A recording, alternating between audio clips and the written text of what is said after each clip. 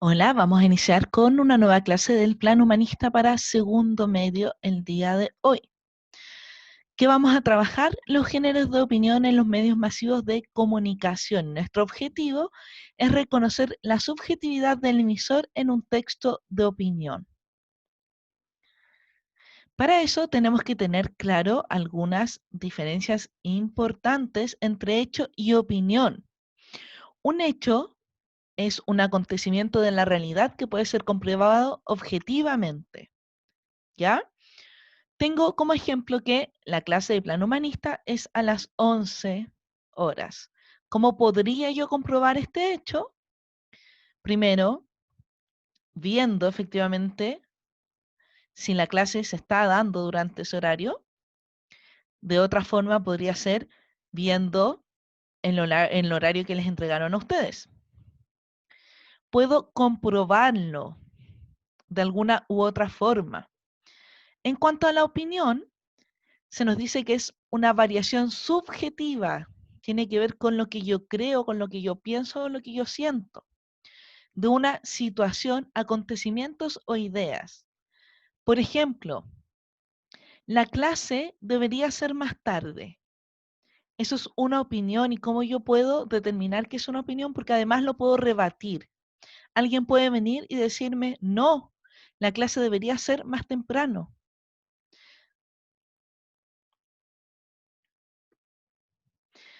¿Qué se entiende como género de opinión? Se entiende como un género en el que predomina el discurso argumentativo, o sea, a mí me están tratando de convencer, de persuadir sobre algo. El emisor desarrolla un análisis subjetivo que tiene que ver con lo que él piensa de un suceso actual o tema relevante para la opinión pública. Y hay distintos tipos en que esta subjetividad, o sea, lo que piensa, lo que siente, lo que cree el emisor, se puede presentar. Primero, la opinión propiamente tal, que es cuando el juicio de valor se emite explícitamente en primera persona, que sería el yo o el nosotros. Segundo, tenemos los interpretativos. Aquí se nos dice que el emisor relaciona datos con el fin de que el lector los conecte entre sí y genere una opinión al respecto. Aquí la subjetividad no se denota de forma tan clara como en esta primera opción. Acá somos nosotros los que tenemos que darnos cuenta de que hay una opinión. Generalmente se escribe de manera impersonal. Y la tercera forma de subjetividad es la crítica especializada. Y aquí se utiliza que un especialista en el tema o en la materia formula un juicio de valor con respecto a la materia de su entendimiento, por supuesto. Si esta persona es especialista en literatura, podrá criticar algún libro, si es especialista en cine, alguna obra cinematográfica. El ejemplo que tenemos aquí es el que sale en la película Ratatouille, que es un crítico culinario. En los medios masivos de comunicación, en los periódicos, podríamos encontrarnos con 4 tipos de texto que están ligados a la opinión. La primera es el editorial. El editorial se trata de que el medio completo, o sea, por ejemplo, el periódico y el director manifiestan su punto de vista con respecto a un contenido o a un tema de actualidad. Este no va firmado porque es la representación del pensamiento de todos. Generalmente se escribe utilizando el pronombre impersonal se. Ahí sale. Y además se utiliza el imperativo, o sea, de repente pareciera que nos están dando una orden. Luego tenemos la carta al director. Aquí es cuando los lectores del medio, o sea, quienes leen el periódico, nos están dando un punto de vista con respecto a un tema de interés público. Esta carta sí va firmada porque hay alguien que se hace responsable de los dichos y generalmente se utiliza la primera persona. La columna de opinión también nos presenta una opinión con respecto a un tema actual, pero es escrita por un periodista, un escritor o un personaje social relevante que tenga algún tipo de contacto con el medio de la prensa escrita. También va firmado y se expresa también la opinión en primera o tercera persona.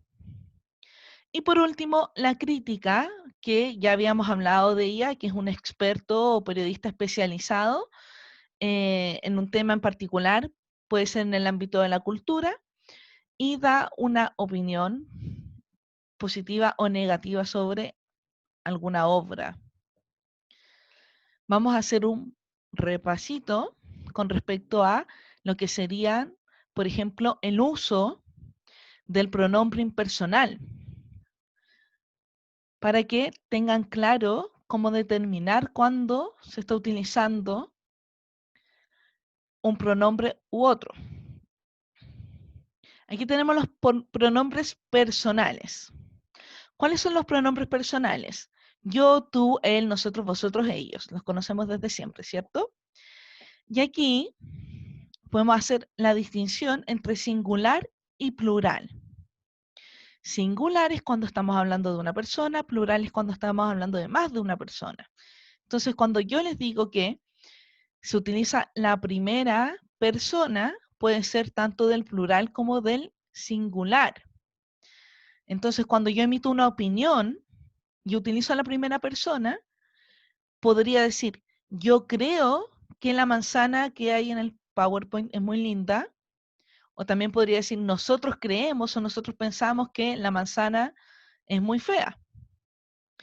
Cualquiera de los dos usos pertenece a la primera persona. ¿Qué pasa cuando utilizamos el impersonal? Eso vamos a verlo ahora con los ejemplos. Por ejemplo, si yo digo aquí, vendo huevos y trato de buscar el sujeto, no tengo un sujeto establecido dentro de esa oración, pero tengo aquí vendo es nuestro verbo de vender. Entonces, la pregunta para buscar al sujeto es, ¿quién vende? Y nuestra respuesta sería, yo vendo. O sea, estaríamos utilizando la primera persona singular. Yo vendo huevos. No sería impersonal, sería la utilización de un pronombre personal. Pedro vende huevos. Tenemos de nuevo nuestro verbo y tenemos, ¿quién vende huevos? Pedro. Tenemos un sujeto, ¿cierto? ¿Por qué pronombre personal yo podría cambiar a Pedro? Por la tercera persona singular. Él vende huevos. Por lo tanto, aquí hay uso de pronombres personales. Acá tenemos otra oración. Los vecinos venden huevos. Tenemos nuevamente nuestro verbo. ¿Quiénes venden huevos? Los vecinos. ¿Por qué pronombre personal yo podría reemplazar ese sujeto por ellos? Ellos venden huevos. Estaría utilizando, fíjense, la tercera persona plural de pronombres personales. Finalmente, venden es el verbo, se venden huevos. ¿Quién vende huevos? Y aquí ya me quedo sin respuesta. Cuando digo venden huevos, ¿puedo reemplazarlo? Yo venden huevos, tú venden huevos, él venden huevos, nosotros venden huevos, vosotros venden huevos, ellos venden huevos. pero el se hace que se torne impersonal. Casi suena como si se vendieran solos, se venden huevos. No puedo apropiar el verbo a un sujeto. Así que me queda impersonal. Y ese es el uso que se le suele dar a, por ejemplo, este tipo de texto en la editorial. Entonces, ahora vamos a ejercitar, vamos a buscar pistas sobre este texto. Dice, medidas en apoyo de la clase media. En las últimas semanas se ha debatido sobre el alcance del apoyo a la clase media afectada por la pandemia, situación que se ha vuelto apremiante para muchas familias, considerando que el ingreso familiar de emergencia está más bien orientado a los hogares en situación de informalidad laboral o de menores ingresos. Se sostiene que la clase media no estaría siendo cubierta por estos beneficios. No obstante, se debe reconocer que un porcentaje mayoritario de este grupo sí tiene acceso a este, así como también a la Ley de Protección del Empleo que permite suspender o reducir la jornada laboral y a cambio obtener hasta un 70% de la caída en la remuneración desde aporte del fondo de cesantía. El problema entonces parece ser más bien que en ocasiones los montos que se perciben en virtud de dichos programas pueden ser insuficientes en relación con los niveles precrisis. Es por ello que Gobierno y Congreso han debatido diversas iniciativas. La Cámara de Diputados, atendiendo consideraciones populistas y desoyendo la opinión en contrario, que transversalmente han hecho ver los técnicos más destacados del país, optaron por promover el retiro anticipado de una parte de los fondos de pensiones, estrategia que no solo resulta regresiva, sino que también produciría enormes perjuicios sobre las pensiones futuras. El gobierno, en tanto que se mostró en desacuerdo con esa posibilidad, presentó un nuevo plan de medidas complementarias para favorecer a la clase media. Este contempla la extensión del crédito con aval del Estado y de los subsidios de arriendo, así como la postergación del pago de dividendos hipotecarios gracias a una garantía del Estado. Adicionalmente, la principal propuesta del gobierno consiste en un crédito estatal con tasa de interés 0% real, por un monto de hasta 70% de la recaudación en los ingresos de las familias, aunque con un tope de 4 cuotas de 650.000. Este sería subsidiado con un 25% y el resto deberá ser devuelto en cuotas contingentes al ingreso luego de un año de gracia y en un plazo de 4 años, luego de los cuales se condonará el saldo remanente. Se espera que el Ejecutivo anuncie nuevas medidas para afinar este plan. En términos generales, la batería de medidas presentada hasta ahora por el Ejecutivo constituye una base para la negociación que el Congreso debería abrirse a considerar, sin perjuicio de la disposición para introducir más beneficios o ampliar los que ya existen. Atendida la magnitud de la crisis, un diseño en esta línea, por la vía de los subsidios y créditos blandos, permitiría apoyar de manera más eficiente a distintos segmentos de la clase media. El Congreso está aún a tiempo de revertir un paso que dañaría profundamente la seguridad social al insistir con el retiro de fondos de pensiones, debiendo privilegiar las fórmulas que van en sintonía con los programas de ayuda de emergencia ya aprobados. La tercera, Santiago. Tema de contingencia, retiro del 10% de los fondos de la AFP antes de que se aprobaran claramente. Analicemos este texto entonces. ¿A qué tipo de texto crees que corresponde? Veamos algunas pistas.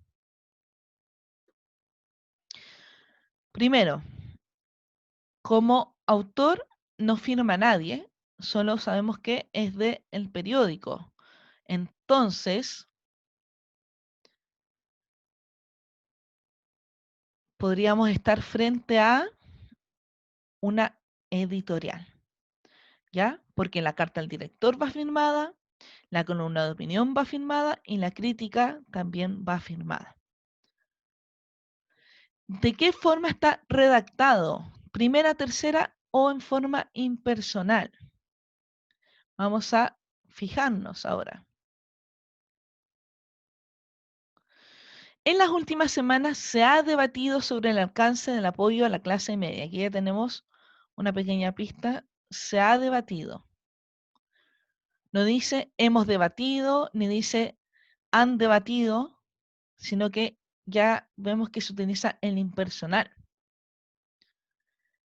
Se sostiene, no dice ellos sostienen o nosotros sostenemos o sostienen. Nuevamente tenemos eso. Se debe reconocer que un porcentaje, nuevamente tenemos el uso de el se impersonal. O sea, está escrito utilizando el pronombre impersonal. ¿Cuál es el tema del texto? Ya lo habíamos mencionado anteriormente, retiro de fondos de la AFP del 10% para ver si se debe aprobar o no. Y acá viene lo importante. Se presenta una opinión en el texto porque a veces nos pareciera que fuera un texto informativo. Así que vamos a fijarnos en eso. Vamos a cambiar el puntero. Miren. El problema entonces parece ser más bien que en ocasiones los montos que se perciben en virtud de dichos programas pueden ser insuficientes en relación con los niveles precrisis. Acá ya se nos muestra un ápice de lo que sería una opinión, porque se nos está diciendo que el problema no sería que los programas son que no estén llegando las ayudas a la clase media, sino que los montos son menores que los que ellos recibían, que por eso la gente no estaría conforme. Vamos a ver otro ejemplo. Acá dice, la Cámara de Diputados, atendiendo consideraciones populistas y desoyendo la opinión en contrario, o sea, está haciéndole caso al populismo y no está escuchando la opinión contraria que transversalmente han hecho ver los técnicos más destacados del país. Aquí ya nos está mostrando otra opinión y nos está diciendo que el gobierno, o sea, la Cámara de Diputados está siguiendo algunas consideraciones populistas en vez de tomar en cuenta a las personas destacadas en el tema. ¿Dónde más podemos ver algunas otras pistas que nos presenten opinión aquí en este texto?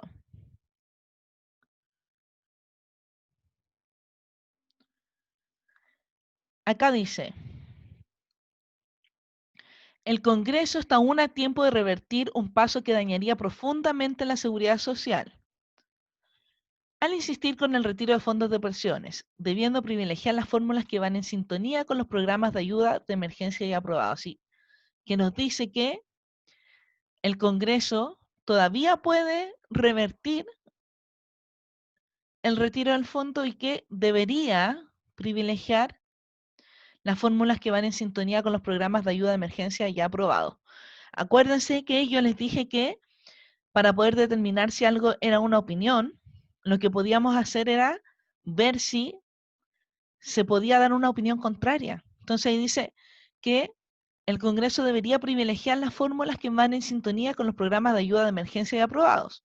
Alguien podría decir que el Congreso no debería privilegiar eso y debería privilegiar el 10% y ahí daría una opinión contraria, por lo tanto podemos rescatar, podemos comprobar que eso se trata de una opinión.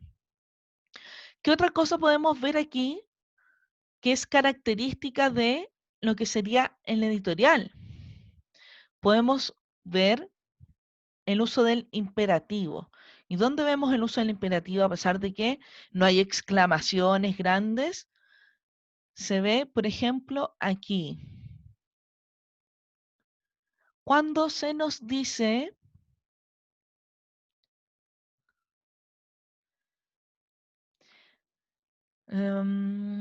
En términos generales, la batería de medidas presentadas hasta ahora por el Ejecutivo constituye una base para la negociación que el Congreso debería abrirse a considerar.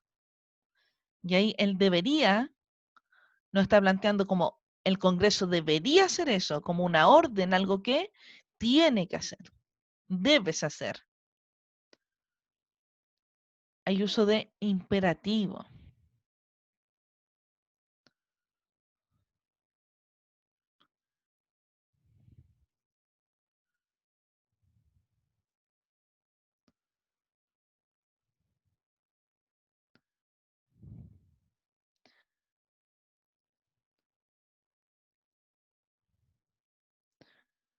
Entonces, ya para finalizar, vamos a volver a